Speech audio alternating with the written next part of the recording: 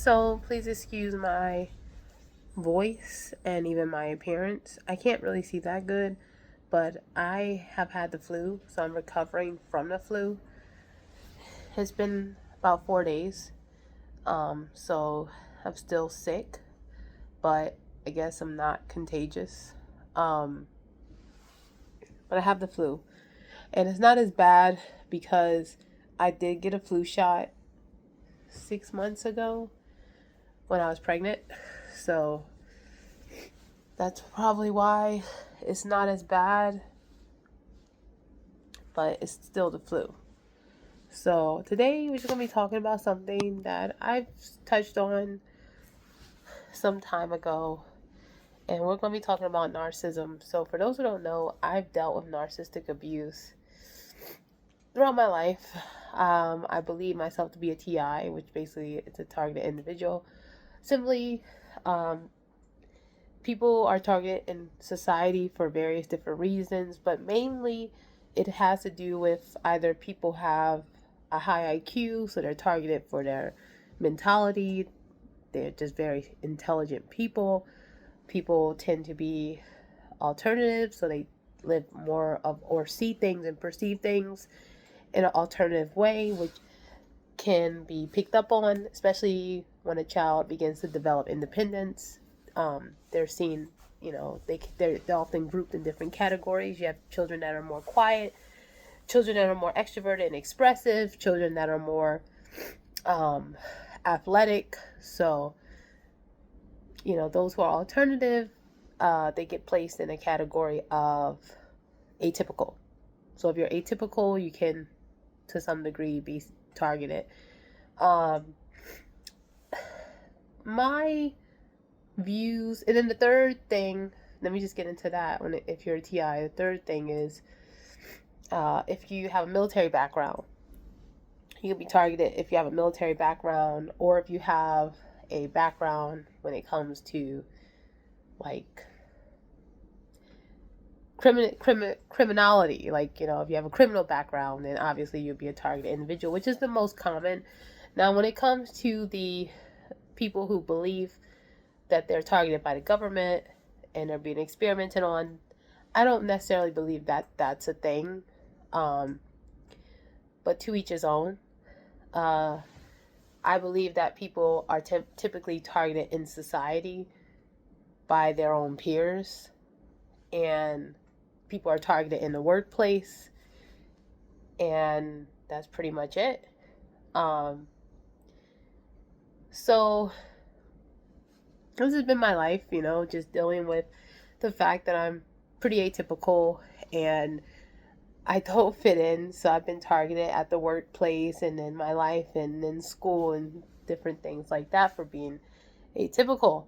But I've managed, I've survived, I've happened to have a really decent life being unique because I think this is the best time to be atypical. I'm in a world where diversity is more than celebrated, So yes, there are people that still target me and bully me for being very atypical, but it's done in such a way that um it's done in a way that it has caused me harm and trauma in my younger years, but today not as much, especially as an adult, because a lot of the attacks are underhanded or slighted as or covered as jokes, and I just see the stupidity, I see it for what it is, so I don't let it get to me anymore.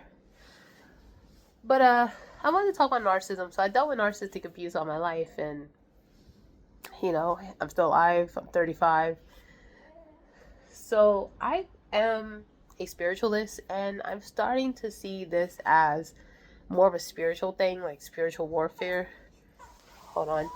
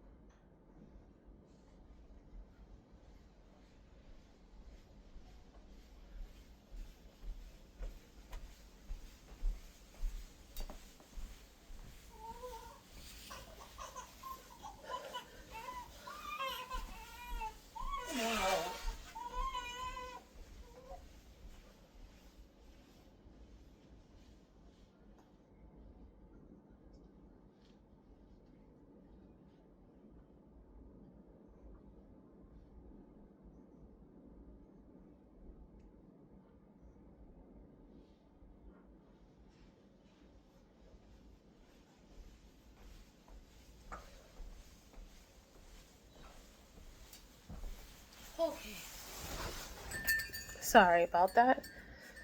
So, anyway, um, I'm looking into different YouTubers that talk about the spiritual, like, warfare that goes on when you're dealing with narcissistic people, especially in your family. So, I'm looking at that. You guys know I have a little baby, so hold on.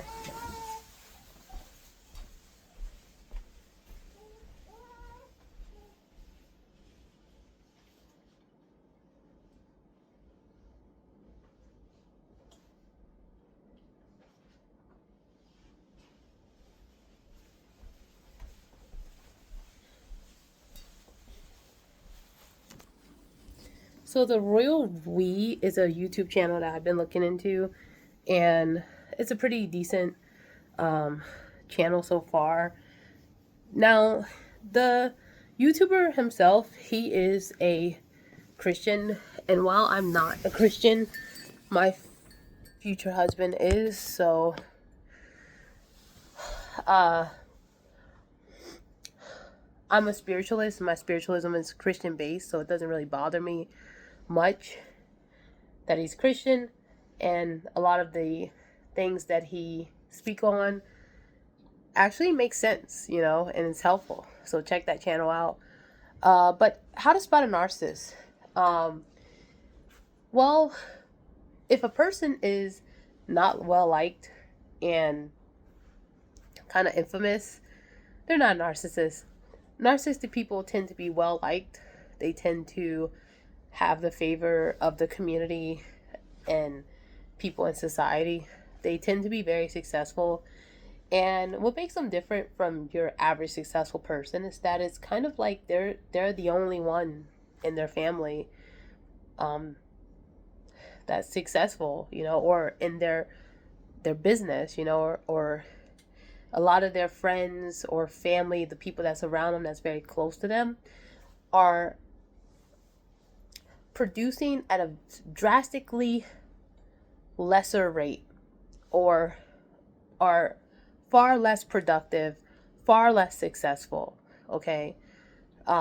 They could be like in a band, and they outshine everyone else, and they're making more money, and they're far more popular, but all the other bandmates are troubled and struggling. But they'll say nothing bad about the bandmate that's super successful. And they'll and they a lot of people will think that super successful bandmate is the greatest person ever. Um, and typically people won't speak out against narcissism or narcissistic people because they don't know that they're being manipulated. For those who are aware, it could be due to fear. Um, yeah, so there's that. Gaslighting also is a thing. Being made to believe that what you believe is, crazy. So that's a thing.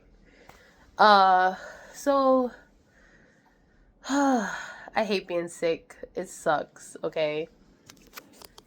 But so narcissism is like, if you want to know who is a narcissistic person in a group setting, like who's the narcissist, it tends to be the person that um has to speak for everyone else and has a chip on their shoulder and can never do any wrong, but everyone else around them is struggling. Like, if a parent, like, there's a lot of celebrities who, there's always that one kid in the family group that just is more successful than everyone else. Let's look at the Kardashians. Kim is very successful and, can do no wrong, and is like the ultimate victim, but also is extremely manipulative and kind of mean, and Courtney has called her out. And then and just like, the narcissism in that family and the bubble that they're in, and everyone, when their stuff is falling apart, you just look at the people that are profiting the most from the people in that family who lives are falling apart, and it's always Chris and Kim.